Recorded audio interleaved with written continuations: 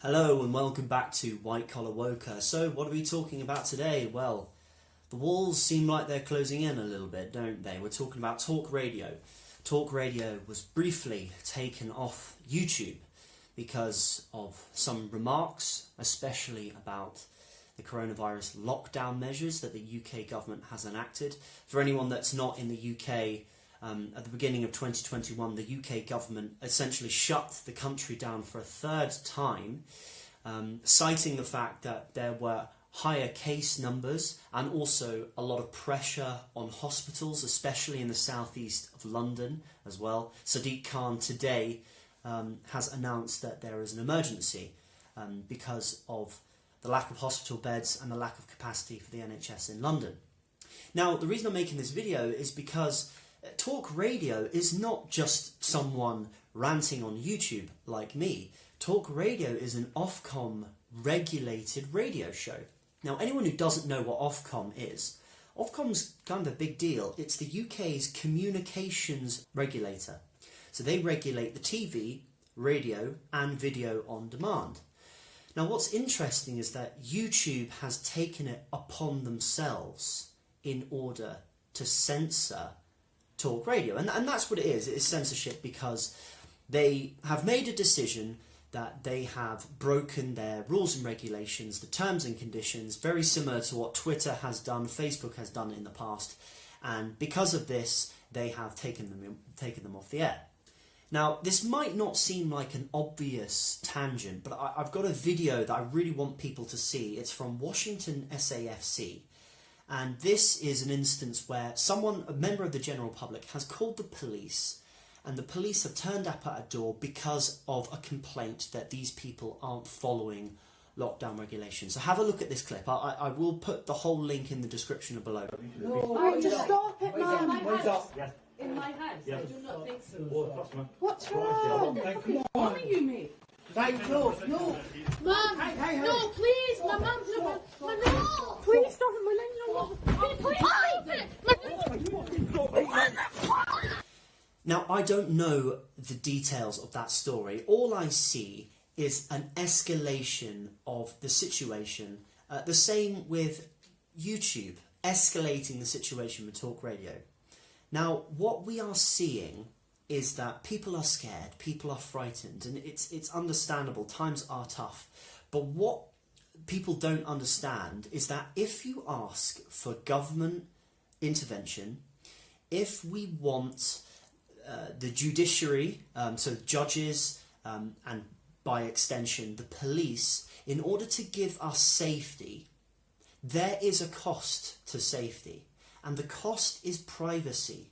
The cost is your own personal freedom. And it's a judgment whether or not you want that. I'm not saying it's good or bad, because there are some instances when people are happy to trade off their personal, private lives in order to get some security.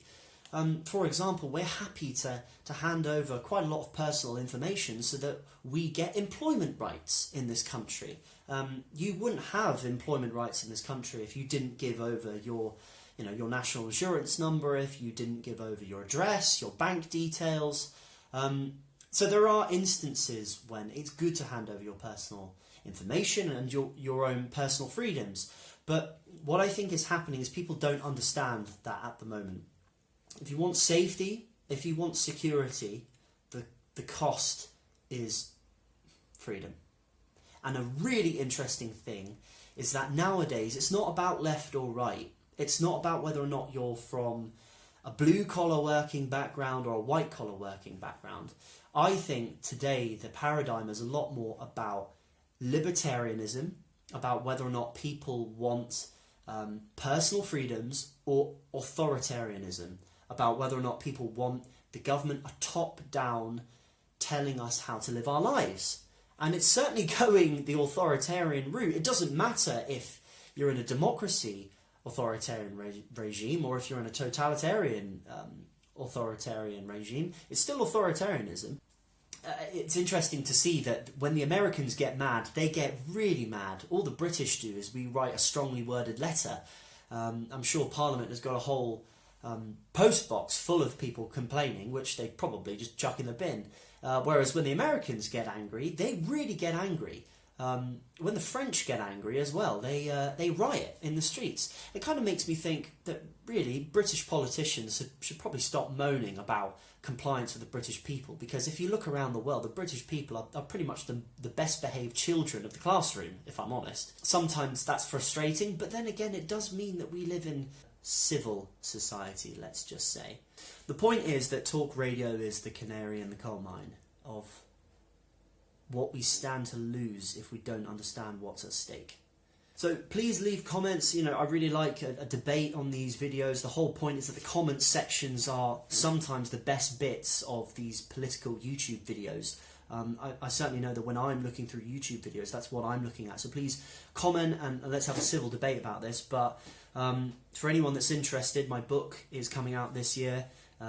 A Letter to the Boomers, a Millennials Guide to the UK Generational Divide. If you sign up below, then you'll be able to get that completely free. I've got a deal with the publisher to give you it completely free. Apart from that, subscribe and hit the bell icon. These are videos about, you know, what it's like living in the UK, just being a normal white-collar worker. So until next time, speak to you guys soon. Thanks, bye.